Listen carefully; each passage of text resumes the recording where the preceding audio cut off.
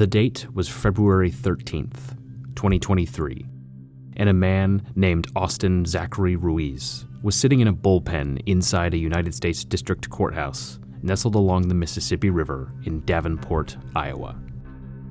Ruiz was dressed in federal jail garbs, and in just a few minutes, he'd be tasked with one of the most unpleasant and difficult undertakings of his life.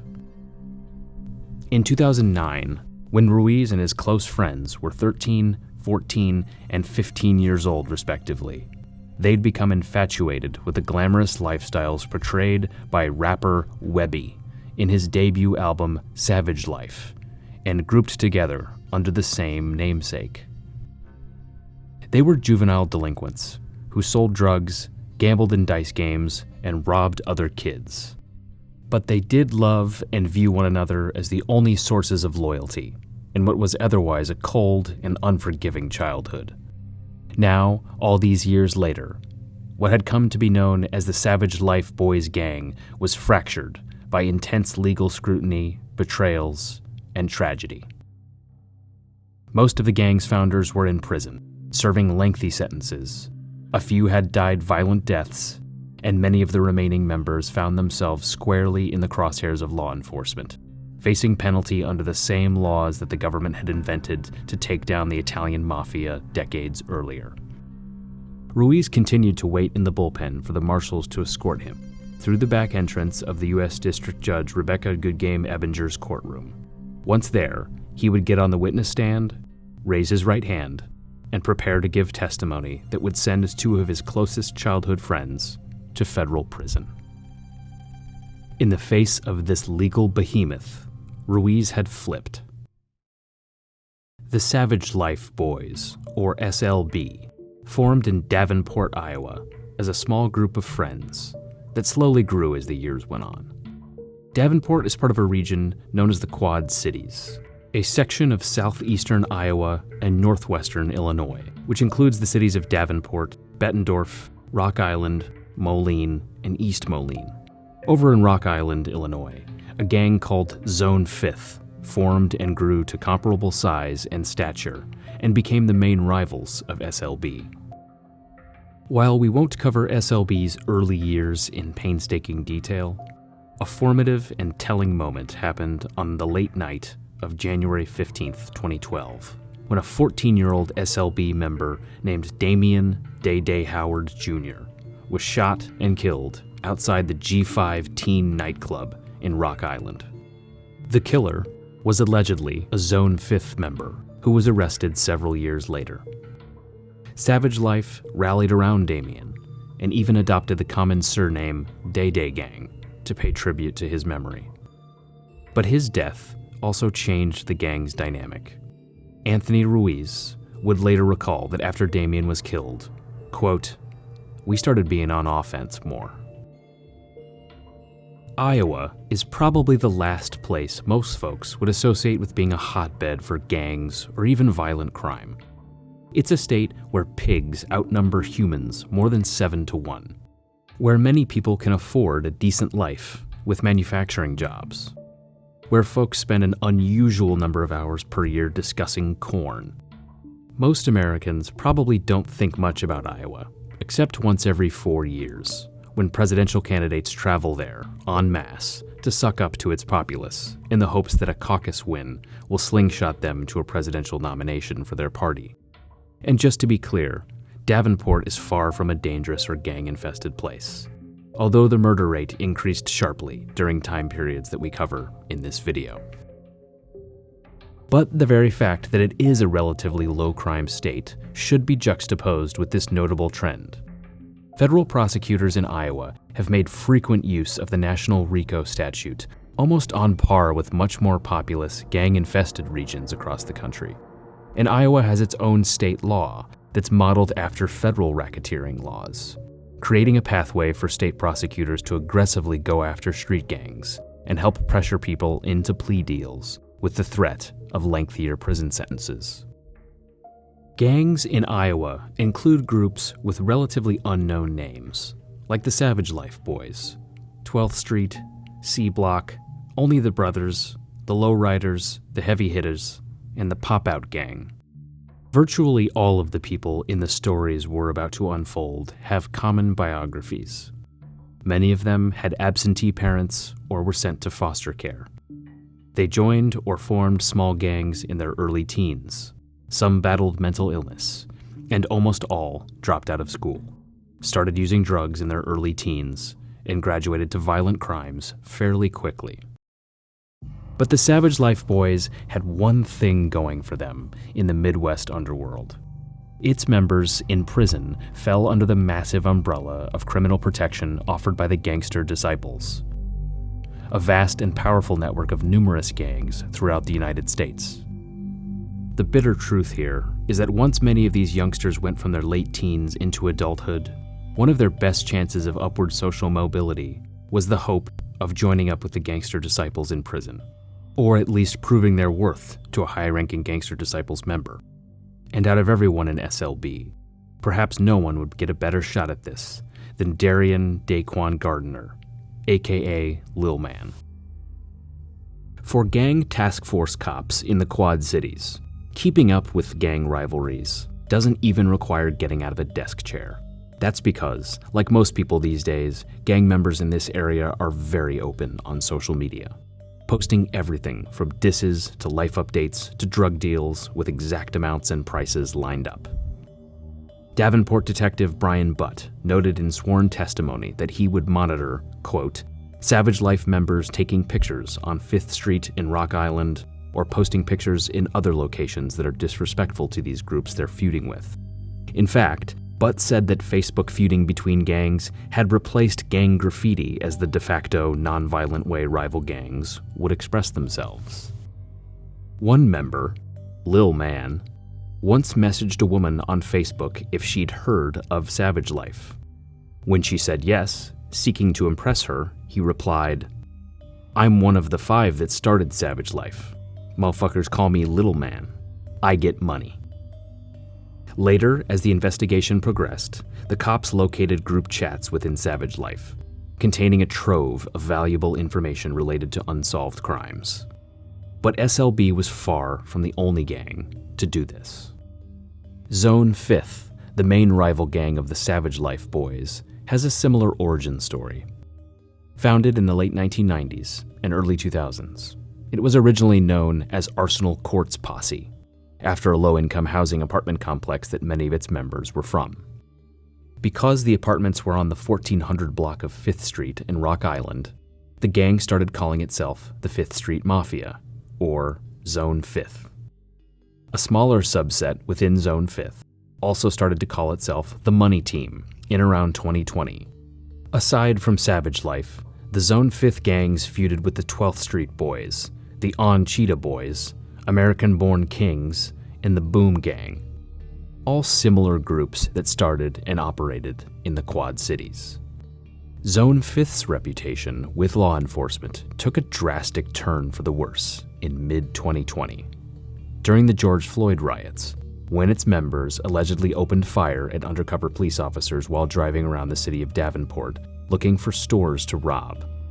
During the multi-day crime spree, they allegedly burglarized a jewelry store and other local businesses, and talked in a Facebook group about wanting to take advantage of protests to commit crimes.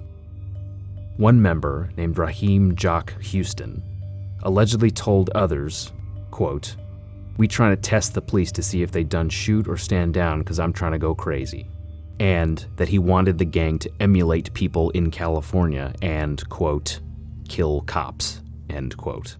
Police later arrested Zone 5th members, seized their phones, and discovered the gang's Facebook chat group with these messages, then copied them verbatim onto a federal indictment. At the same time that Zone 5th and SLB were wreaking havoc in the Quad Cities, a violent gang feud was unfolding 170 miles west of Davenport, in the Iowa capital of Des Moines. The gangs, both subsets of bigger groups, began feuding in January 2020, when 3 members of a gang known as C Block were shot in a recording studio. D'Amico Carr and Kerry Henderson were both killed, and a third surviving victim was later charged with obstruction for allegedly deleting surveillance tapes so that the cops couldn't get to them. Their killings remain officially unsolved, but it's safe to say OTB was suspected of being behind the killing. Whether or not they were really responsible, OTB members reacted gleefully to the tragedy and went out of their way to disrespect the dead victims on social media, throwing gasoline on the fire. This led to a string of retaliatory violence, including a 2-day period in early May 2020, when OTB members allegedly committed 4 shootings. In one of them, OTB members Fabrice Jamar Bower Tuner, aka Fab, and Braden Craig Schaefer, aka Stick Up, and others, allegedly followed rivals from a Des Moines shopping center, then opened fire at them from a moving car. Their 2 intended targets were not killed, but a third, unidentified gunman fired into the car containing Stick Up and Fab, and when the police got there, Schaefer had been struck in the head. In the chaos that followed, officers pursued the white 2002 Chevy Trailblazer containing Schaefer until it crashed. But when they took the OTB members into custody, it was apparent Schaefer was suffering a potentially life-threatening wound. He was rushed to a hospital, ended up in a coma, and for a period was believed to be beyond help. He was just 19 at the time. But Schaefer lived, and in a widely circulated video, he allegedly came out of the coma and shortly thereafter began throwing up OTB gang signs. Schaefer, Fab, and 4 other OTB members were eventually hit with a RICO indictment and used their troubled pasts to argue for leniency. Fabrice, it turned out, had spent a childhood in foster care, Section 8, and homeless shelters. He was eventually jumped into a gang at the ripe young age of 13 and basically stayed in and out of jail from 16 to 22. Having barely survived the shooting, Schaefer was crippled and suffered permanent brain damage. His attorneys and friends and family claimed he will never fully recover and heavily relies on others to complete day-to-day menial tasks, making him a burden on the prison system that now must hold him for the bulk of his adult life. Despite this, both men were given decades in prison, with little to no chance of release until they're in middle age. That brings us to Davenport, during late 2016 and early 2017, where a similar chain of events unfolded. While the SLB Zone 5th rivalry never went away, by 2016, SLB had other feuds and issues to handle, not all of which were directly related to gang beefs. In fact, one of SLB's primary targets during this time was unaffiliated with any gang, and ironically, therein lay the problem. His name was Nate Stewart. He was a local weed dealer and videographer whose refusal to, quote, pick a side in the Quad City gang world had irked some SLB members. But maybe Stewart didn't need to join a gang, because he's apparently an extraordinarily lucky man. Over the 3-month period we're about to cover, from November 2016 to February 2017, Stewart survived several assassination attempts at the hands of the SLB, including 2 where he appeared to have cheated death by mere millimeters. It all started at a nightclub called Shenanigans in early November 2016, where Savage Life members Najuan Marcus Quinn, aka Fat Boy, the aforementioned Austin Zachary Ruiz, aka Ace, and Dimitri Alexander Smith, aka Mitri, bumped into Stewart. They pointed guns at him and his friends, causing them to run off. Then they broke into the parked vehicle and stole marijuana, jewelry, and 2 firearms. A few days after that, they upped the ante. Once again, the Savage Life boys ran into Stewart at Shenanigans nightclub and pressed up on him. Mitri stole a chain from Stewart's neck, and Stewart fought back by breaking a bottle over Ace's head. The conflict didn't escalate that night, but later it would. About 6 days after that, Savage Life caught up with Stewart again in Davenport, outside a convenience store, and added insult to injury by shooting Stewart with one of the guns they'd stolen from his car a short time earlier. It was Ace, the man who'd later become a government's witness, who fired these shots. Stewart barely got away this time. The bullet struck an artery in his leg, and he very easily could have bled out. Instead, he lost the use of the leg for a significant period. For the next several months, he was at first confined to a wheelchair, then eventually was able to get around on crutches as he slowly recovered. Stewart was still on crutches 3 months later on the night of February 12, 2017, at the Hotel Davenport, where the popular singer Jaquez was scheduled to play a concert in front of a crowd of several hundred. The attendees included SLB member Darion Daquan Gardner, aka Little Man, Elijahwan Hakeem Culbreth, aka Juan, as well as Fat Boy and Mitri. Also in the crowd, of course, was Nate Stewart, who knew one of the videographers in attendance and was planning to help shoot footage of the show. Stewart had to have known there was a decent chance of running into SLB, but he may have felt safe for 2 reasons. 1, security was there on the outside to ensure no guns would be in the club. And 2, the opening acts included some local rappers from the city of Peoria, Illinois, and the crowd had been stacked with their fans. These included several young men who were friends with Stewart, and who could help ensure that he would be protected from harm if any problems broke out, including a young man named Marquez Cotton, who stayed nearby Stewart in case of trouble. Jaquez was obviously scheduled to go on last that night, but he'd never get a chance to perform. Instead, the Hotel Davenport turned into a crime scene. It all went down after one of the opening acts took the stage. He was an up-and-coming Peoria rapper known as Lucky Ass Dude, and this gig was a great opportunity to shoot some video in front of a sizable local crowd to generate some buzz. Stewart knew the videographer that night and got up on stage to assist with camera work. And that's when everything fell apart. Stewart's presence on the stage enraged the SLB members in attendance, and they attempted to rush him right then and there.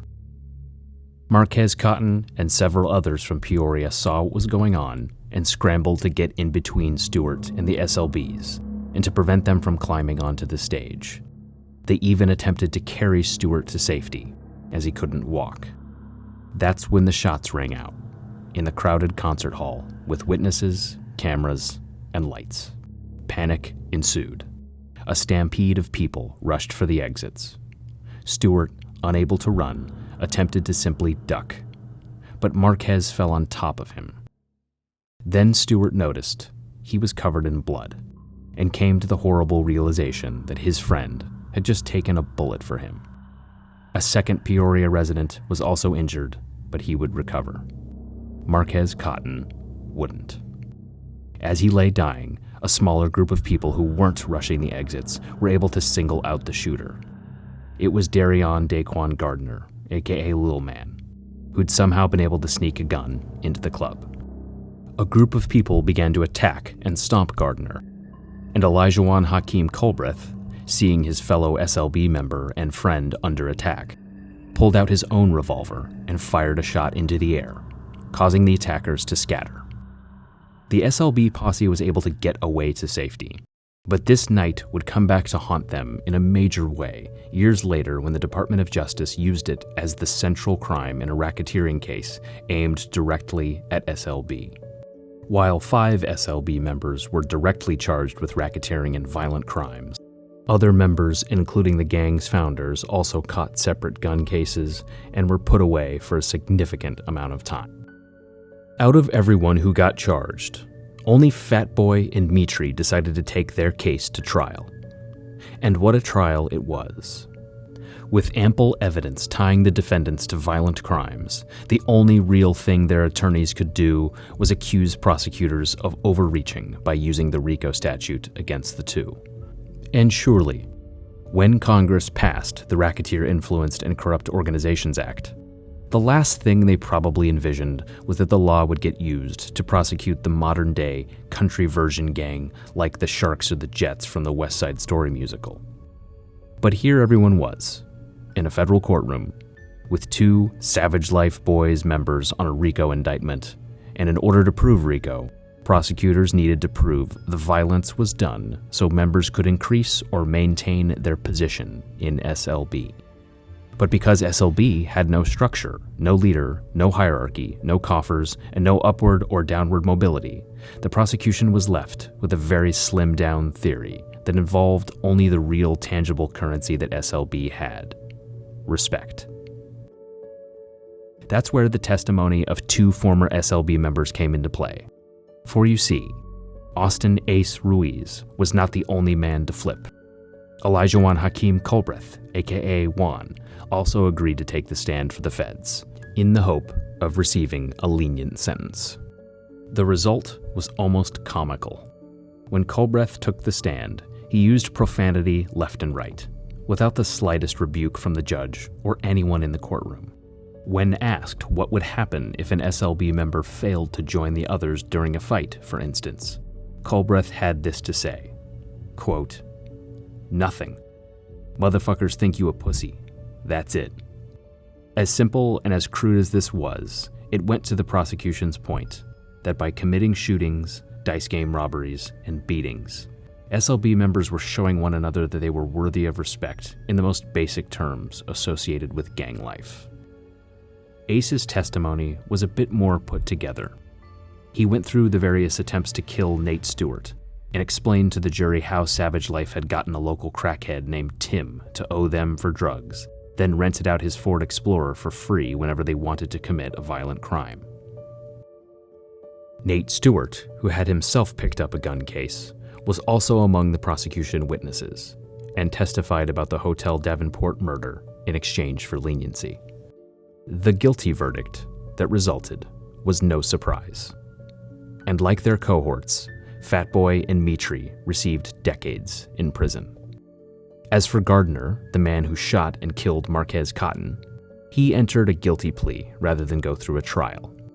When it was time for his sentencing, prosecutors put his whole life on display, telling the judge he started committing crimes at age 11 and playing tapes from recorded jail calls where he allegedly discussed killing snitches who'd betrayed SLB. They also revealed he'd been incarcerated alongside a high-ranking Gangster Disciples member and was using his time in pretrial detention to try and make inroads with the Gangster Disciples, having basically nothing else to live for at this point. But out of all of the evidence, perhaps nothing is more poignant than this. In what was a recurring theme in this case, Gardner posted on Facebook shortly after committing the murder of Cotton and nearly killing a second man. It was the killing of Marquez Cotton more than anything else that led to the fracturing of Gardner's group of childhood friends.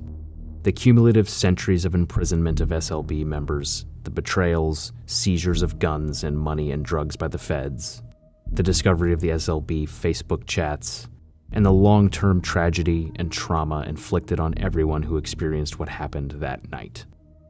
Not to mention Gardner himself being sentenced to over 33 years in federal prison at the young age of 27. So what do you suppose Gardner posted to Facebook on the night of this life-ruining event? "My squad winning.